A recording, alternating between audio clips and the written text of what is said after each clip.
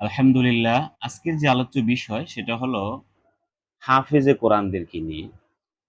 আলহামদুলিল্লাহ আমরা জানি হাদিসের মধ্যেও এসেছে এবং হাফেজে কোরআনদের যে আসলে যে মর্যাদা সেটা হাদিসের মধ্যে উল্লেখ আছে।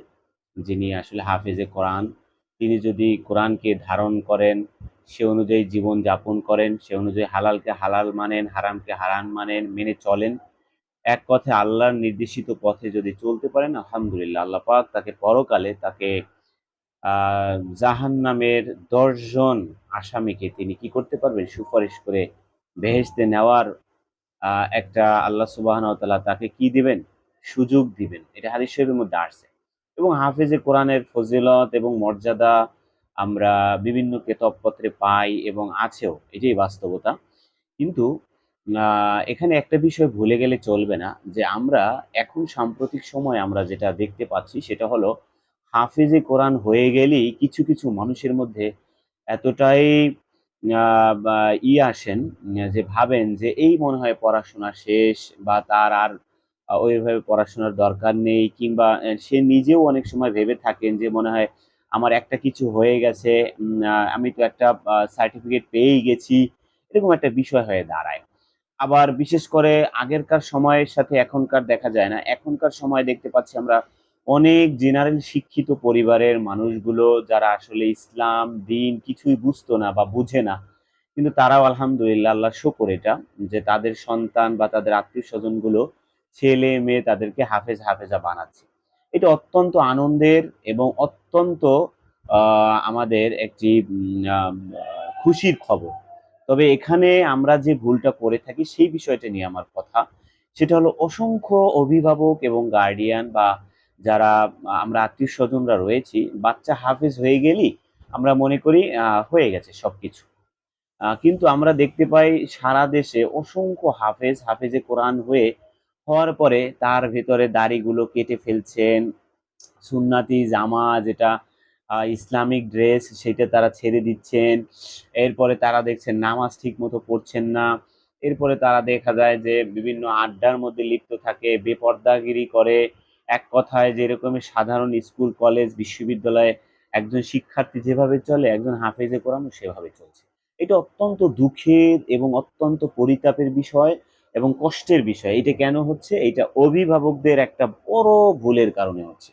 যেই ভুলটা আমরা নিজেরাই করে বসছি। সেটা হলো একটা হাফেজে কোরআন হলে উচিত ছিল কি? উচিত ছিল একটা হাফেজে কোরআন হলে পরে তার হেফজকে ঠিক রাখার জন্য, তার দীনদারিতে ঠিক রাখার জন্য একটা ছেলে হাফেজে কোরআন হলে ইসলামের উপরে পরিপূর্ণ চলার জন্য এখনকার সময়ে কওমি মাদ্রাসা ছাড়া দ্বিতীয় কোনো পথ এবং পদ্ধতি নেই। হয়তোবা আমার এই কথার সাথে অনেকেই একমত হবেন না বা কষ্টও পাবেন বটে। অ্যাম এটা কষ্ট পেলেও কিছু করার নেই। কিন্তু আ বাস্তবতা আমাদের চোখের সামনে ভেসে উঠছে। সেটা হলো কি? হাফেজে কোরআন হয়ে যে সকল ছাত্ররাই আলিয়া মাদ্রাসায় ভর্তি হচ্ছে, তার ৯০% ছাত্ররাই ঠিকমতো আর দ্বীনের উপর থাকতে পারছেন না। এই হাফেজে কোরআনই তিনি দাড়ি কেটে ছোট করে ফেলছেন। জিন্সের প্যান্ট পরছেন, হাফ শার্ট পরছেন, পাঞ্জাবি ছেড়ে দিচ্ছেন, মাথায় ঠিকমতো টুপি রাখছেন না। এরপরে পর্দা করছেন না। এরপরে বেপর্দা মেয়েদের সাথে আড্ডা দিচ্ছে। এরপরে দেখা যাচ্ছে হারামের মধ্যেও অনেক সময় লিপ্ত হয়ে যাচ্ছে। অথচ হাফেজে কোরআন এত কষ্ট করে, এত স্বপ্ন লালন করে বাবা-মা একটা ছেলেকে হাফেজে কোরআন বানায়, সেই স্বপ্ন এরকমই নিমিষেই ভঙ্গ হয়ে যাচ্ছে। আবার বাবা-মাও বোঝে না। তারাও অনায়াসেই তারা আলিয়া মাদ্রাসায় তার বাচ্চাকে ভর্তি করে দিচ্ছেন। সরকারি একটি সার্টিফিকেটের জন্য, সরকারি একটি চাকরির জন্য। তাহলে আমি বলব যে আপনি এত কষ্ট করে, এত স্বপ্ন দেখে কেন হাফেজে কোরআন বানালেন? আমি একটা জিনিসকে তৈরি করব, সেটাকে যদি আমি সংরক্ষণ করতে না পারি, তাহলে এই জিনিসটা কে তৈরি করতে বলছে? এখন বলতে পারেন, "কেন হাফেজে কোরআন হয়ে কি কলেজে পড়া যায় না? হাফেজে কোরআন হয়ে কি বিশ্ববিদ্যালয়ে পড়া যায় না?" অবশ্যই যায়। আমি এটার বিরোধিতা করছি না। তবে আমি যেটা বলতে চাচ্ছি সেটা আপনাকে বুঝতে হবে। আপনার মাইন্ডের ভিতর সেটআপ করতে হবে। সেটা হলো আমি যেকোনো একটা জিনিস তৈরি করলাম, সেইটা কিভাবে সংরক্ষণ, যেমন কাঁচের মাল তৈরি করলে সেটাকে কি আপনি লোহার মতো ব্যবহার করতে পারবেন? অবশ্যই পারবেন না। আবার যদি আপনি একটা কাদামাটির জিনিস তৈরি করেন, সেখানে কি সেটার জন্য কি আপনার ভিন্ন একটা প্রসেসিং করতে হবে না? অবশ্যই হবে। এটা বুদ্ধিমানের কাজ।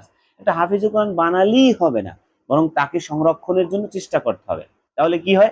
আজকের আমরা কি করছি? হাফিজে কোরআন হয়ে বিশ্ববিদ্যালয়ে পড়তেছি। বিশ্ববিদ্যালয়ে পড়ে কি সে কি তার ইসলামিক তাহাজিব, তামাদ্দুন, কৃষ্টি, কালচার সে কি ঠিক রাখতে পারছে? অবশ্যই পারছে না। এখানে একটা বড় বিষয় হয়ে দাঁড়াচ্ছে।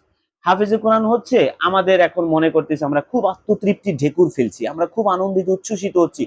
পরিবার সহ মিষ্টি বিলাচ্ছে। কিন্তু কিছুদিন পরে এই ছেলে সারাদিন মোবাইলের মধ্যে থাকে, Facebook এর মধ্যে থাকে, YouTube এর মধ্যে থাকে, Twitter এর মধ্যে থাকে, তার Messenger এর মধ্যে থাকে। কেন? Why?